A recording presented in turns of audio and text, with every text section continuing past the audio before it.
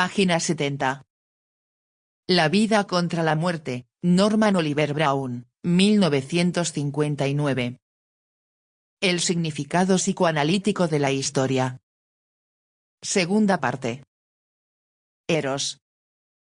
Los dos instintos de Freud, Eros y muerte, son hipótesis fundamentales en cuanto al carácter general de las fuerzas reprimidas inherentes a la naturaleza humana en virtud de su conexión con un cuerpo.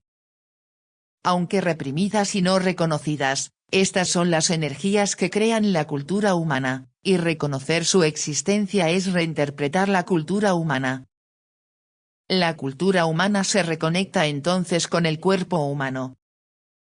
Eros crea cultura, y Eros es el instinto sexual corporal. Capítulo 3. Sexualidad e infancia. Parte 1. TV escribe. La pregunta es, ¿por qué tiene usted deseos desaforados, que están más allá de su capacidad? Si usted deja de desear cosas desquiciadas, ¿qué podría suceder? Cuando deseo lo que está fuera de mi alcance, puedo frustrarme o simplemente, busco otro deseo más realista, que tenga mayor factibilidad. El autor escribe. Como vimos en el primer capítulo, es en nuestros deseos reprimidos inconscientes donde encontraremos la esencia de nuestro ser, la clave de nuestra neurosis, mientras la realidad sea represiva, y la clave de lo que podríamos llegar a ser si la realidad dejara de reprimir. Los resultados de la exploración freudiana del inconsciente pueden resumirse en dos fórmulas: nuestros deseos reprimidos son los deseos que teníamos, no reprimidos, en la infancia y son deseos sexuales. Al analizar los síntomas neuróticos y los sueños, Freud descubrió que invariablemente contenían un núcleo que representaba un retorno o regresión a las experiencias de la primera infancia. Pero, según toda la hipótesis de la represión, la conciencia que entra en conflicto con el inconsciente es el producto de la educación.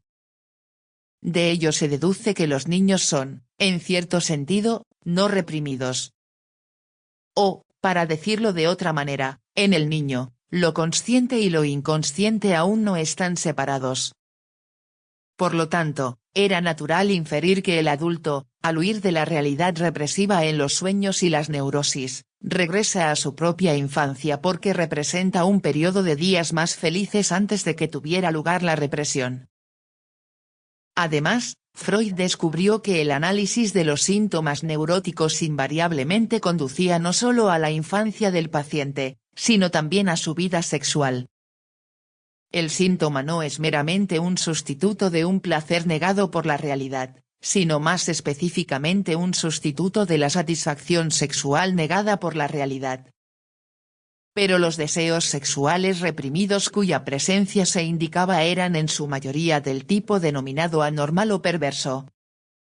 Por lo tanto, el análisis de la neurosis requería la construcción de una teoría de la sexualidad que diera cuenta tanto de la sexualidad pervertida como de la normal y que rastreara ambas hasta sus orígenes en la infancia. El axioma sobre el que Freud construyó esta extensión de su hipótesis básica es que el patrón de la sexualidad adulta normal no es una necesidad natural, biológica, sino un fenómeno cultural. El patrón de la sexualidad adulta normal, el amor mutuo entre el hombre y la mujer y todas las variaciones del patrón representa una organización particular de ciertas posibilidades dadas en el organismo humano. Esta organización sexual es posible gracias a la organización social que marca la transición del mono al hombre y, al mismo tiempo, hace posible esa organización social. La organización sexual del hombre y su organización social están tan profundamente interconectadas que no podemos decir cuál fue primero, sino que solo podemos suponer una evolución simultánea, ya sea repentina o gradual, de ambas. La institución crítica en la transición del mono al hombre, el vínculo entre la organización sexual y social del hombre, es la paternidad, con el mantenimiento prolongado de los hijos en una condición de dependencia indefensa. que la paternidad implica una organización familiar de algún tipo y que la organización familiar es el núcleo de toda organización social son axiomas antropológicos que Freud aceptó e incorporó a su estructura. La originalidad de Freud consiste en llamar la atención sobre las consecuencias de la paternidad prolongada y la dependencia infantil prolongada en la vida sexual tanto de los padres como de los hijos. En lo que respecta a los padres, es claro que mientras que la sexualidad adulta sirve al propósito socialmente útil de criar hijos, es para el individuo en cierto sentido un fin en sí mismos como fuente de placer según Freud, el placer más alto. La sexualidad adulta, en la medida en que está restringida por reglas diseñadas para mantener la institución de la familia y en la medida en que el deseo de satisfacción sexual se desvía y se explota con el propósito de mantener una institución socialmente útil, es un claro ejemplo de esa subordinación del principio del placer al principio de la realidad que es la represión. Como tal es rechazada por la esencia inconsciente del ser humano y por tanto conduce a la neurosis. La infancia prolongada tiene consecuencias de mayor alcance. Por una parte, la infancia está protegida de la dureza de la realidad por el cuidado parental representa un periodo de irresponsabilidad privilegiada y de libertad frente a la dominación del principio de realidad. Esta irresponsabilidad privilegiada permite y promueve un florecimiento temprano de los deseos esenciales del ser humano, sin represión y bajo el signo del principio del placer. Por otra parte, la dependencia objetiva del niño del cuidado parental, especialmente maternal, promueve una actitud dependiente hacia la realidad e inculca una necesidad pasiva, dependiente, de ser amado, que tiñe todas las relaciones interpersonales posteriores. Esta vulnerabilidad psicológica se explota posteriormente para extraer la sumisión a la autoridad social y al principio de realidad en general. Así, la infancia prolongada configura los deseos humanos en dos direcciones contradictorias, por una parte, en el lado subjetivo, hacia la indulgencia omnipotente en el placer liberado de las limitaciones de la realidad por otra parte, en el lado objetivo, hacia la dependencia impotente de otras personas. Las dos tendencias entran en conflicto porque la experiencia temprana de libertad y absorción en el placer debe sucumbir al reconocimiento del principio de realidad, en una capitulación impuesta por la autoridad paterna bajo la amenaza de la pérdida del amor paterno. Y como el principio del placer se ve obligado a capitular contra su voluntad y por razones que el niño no entiende, en circunstancias que reproducen sus experiencias primarias de dependencia indefensa, ansiedad, la capitulación solo puede lograrse mediante la represión. Por lo tanto, constituye un trauma del que el individuo nunca se recupera psicológicamente. Pero en el inconsciente persisten los sueños reprimidos de indulgencia omnipotente en el placer, como el núcleo de la neurosis universal del hombre y su inquieto descontento, el cor irrequietum de San Agustín. El conflicto infantil entre la impotencia real y los sueños de omnipotencia es también el tema básico de la historia universal de la humanidad. Y en ambos conflictos, en la historia del individuo y en la historia de la raza, lo que está en juego es el significado del amor. Con su grosera y persistente exigencia del origen corporal de las cosas espirituales, Freud no empieza por el amor sino por la sexualidad. Pero el hombre que discutió lo que él llamó la vida sexual de los niños, y que insistió en el carácter sexual de chuparse el dedo, debe haber tenido una definición especial de la sexualidad. De hecho, la definición de Freud del instinto sexual muestra que se refiere a algo muy general. Es la energía o el deseo con que el ser humano persigue el placer, con la especificación adicional de que el placer buscado es la actividad placentera de un órgano del cuerpo humano. Atribuyó la capacidad de producir tal placer, una cualidad erógena, la llama, a todas las partes de la superficie del cuerpo humano y también a los órganos internos. El órgano en cuestión puede ser el genital, o puede ser la boca, como en la succión del dedo, o pueden ser los ojos, como en el deleite de ver. Si el sexo se define así, seguramente habrá poca disposición a negar que los niños tienen una vida sexual, o incluso que el sexo en este sentido sea su objetivo principal. Los bebés están naturalmente absortos en sí mismos y en sus propios cuerpos, están enamorados de sí mismos. En la terminología freudiana, su orientación es narcisista. Los bebés ignoran los asuntos serios de la vida, el principio de realidad, y, por lo tanto, no conocen otra guía que el principio del placer, y hacen de la actividad placentera de su propio cuerpo su único objetivo. Y como la infancia es un periodo de inmunidad real a los asuntos serios de la vida, los niños están realmente en condiciones de obtener placer de la actividad de sus cuerpos en una medida en que el adulto no lo está. Por lo tanto, la definición de Freud de la sexualidad implica la proposición de que los bebés tienen una vida sexual más rica que los adultos. Si aceptamos que los niños buscan la actividad placentera de sus cuerpos, nos preguntamos por qué esto debe llamarse sexual. La respuesta es que Freud ofrece una explicación genética e histórica de la sexualidad adulta, que la rastrea hasta su origen en la infancia. En términos generales, debido a su noción general de la psique individual como una organización históricamente en evolución y determinada, Freud solo pudo rechazar la idea de que el poderoso impulso sexual adulto apareció de repente de la nada en la edad de la pubertad. Y la evidencia de los sueños y los síntomas neuróticos apuntaban inequívocamente al origen infantil de la sexualidad reprimida del adulto. Ahora bien, decir que el patrón infantil de búsqueda de la actividad placentera del cuerpo es sexual es equivalente a decir que este es el patrón infantil que se desarrolla en la sexualidad adulta. Freud descubrió entonces que esta hipótesis no solo explicaba la prominencia de los temas sexuales en el inconsciente reprimido, en los sueños y los síntomas, sino que también explicaba las perversiones sexuales adultas, satisfaciendo así los desiderata básicos para una teoría adecuada de la sexualidad.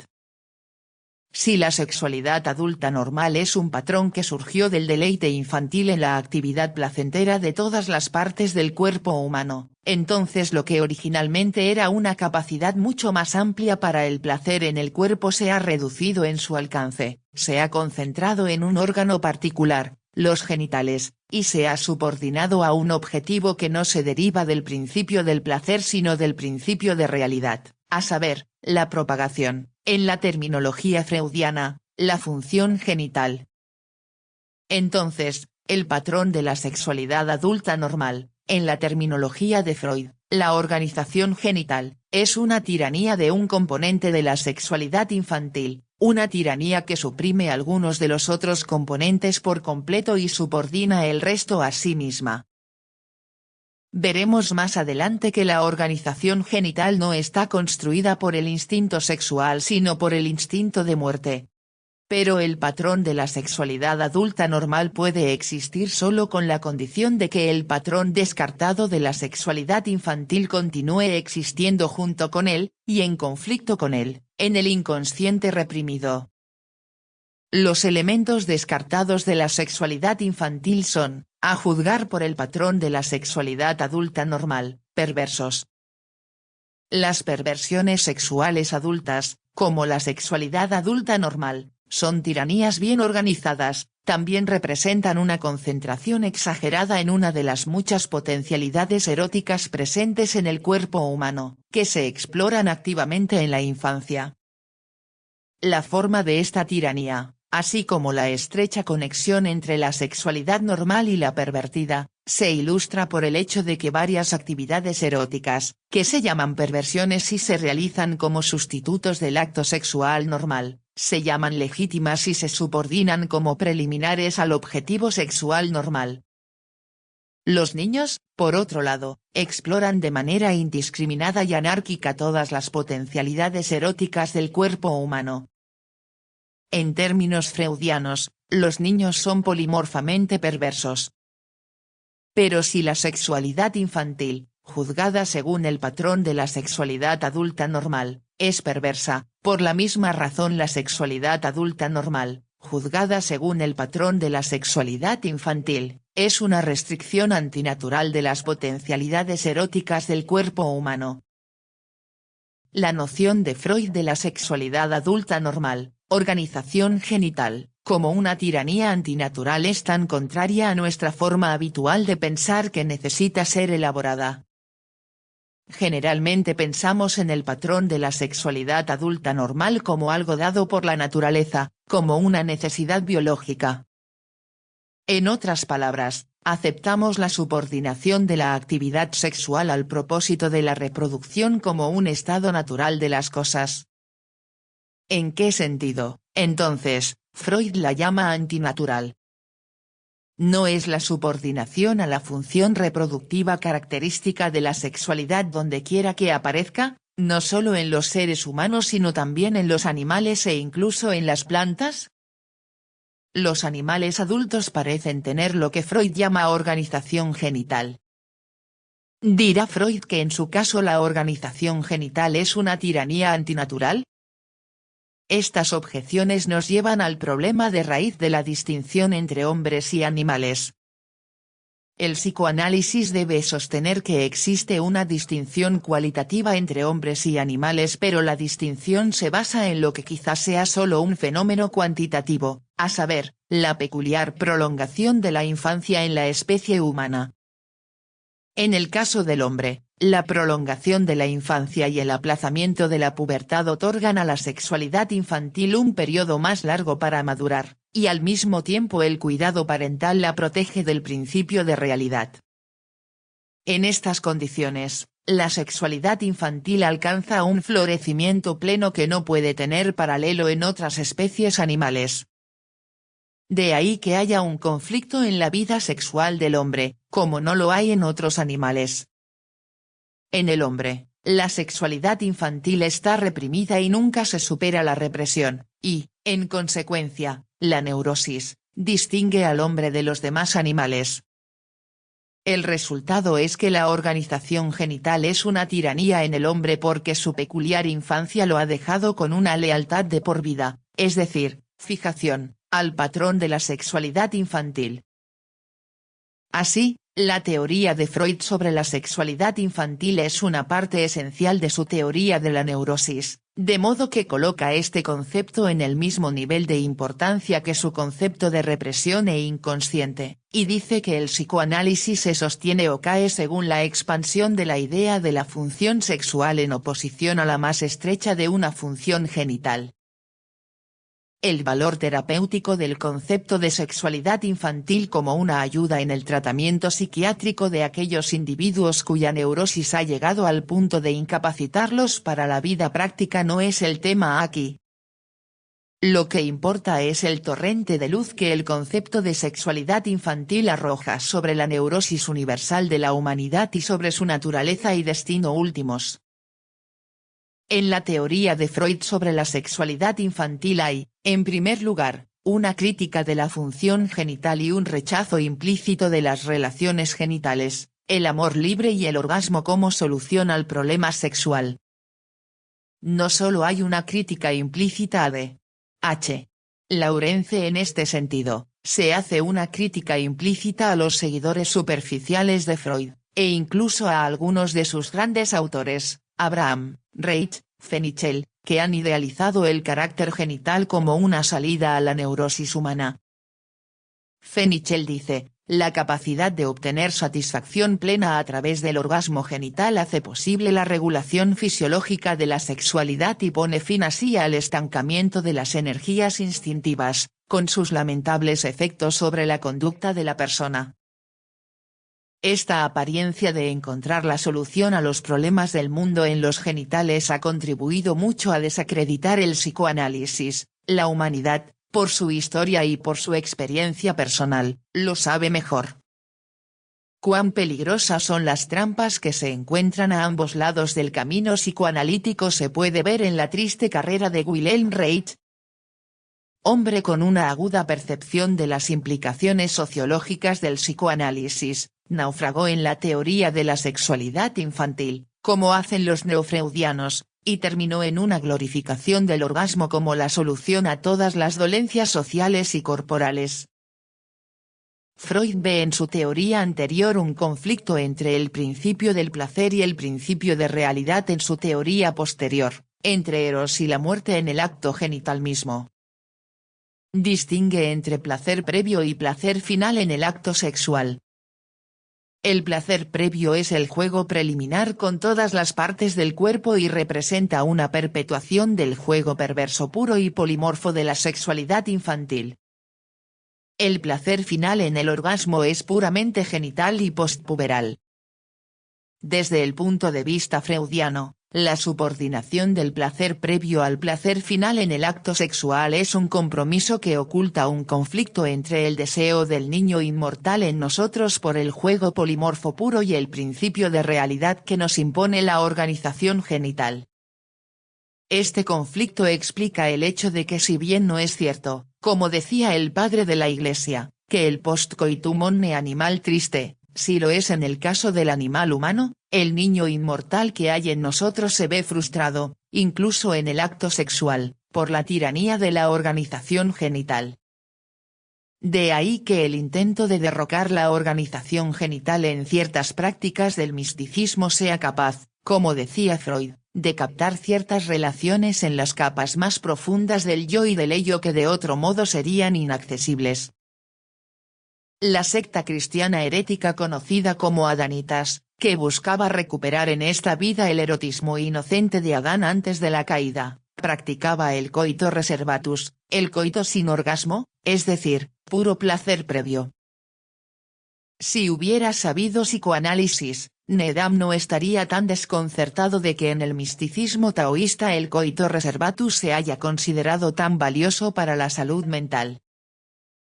Para Freud, la clave no solo de la sexualidad adulta normal, sino de toda nuestra esencia última reprimida y oculta, reside en la sexualidad infantil. ¿No es esta una proposición que nos agrade? La ignorancia y el miedo, ambos resultados de la represión, junto con la noble ilusión, fomentada por nuestras aspiraciones superiores, de que todos somos alma y nada de cuerpo, ponen en marcha uno u otro de los numerosos mecanismos de fuga intelectual cada vez que se toma en serio el tema de la sexualidad. Si la deferencia hacia la actitud científica ha inducido una cierta amplitud de miras o apertura mental hacia el tema general, los detalles específicos son más de lo que podemos soportar, y nos deslizamos hacia la evasión del aborrecimiento o la diversión. Es probable que retiremos nuestra disposición a escuchar cuando se nos dice que la sexualidad infantil es polimorfamente perversa. Y Freud debe querer decir que la perversidad polimorfa es el patrón de nuestros deseos más profundos. ¿Cómo puede tomarse en serio esta proposición? Página 85.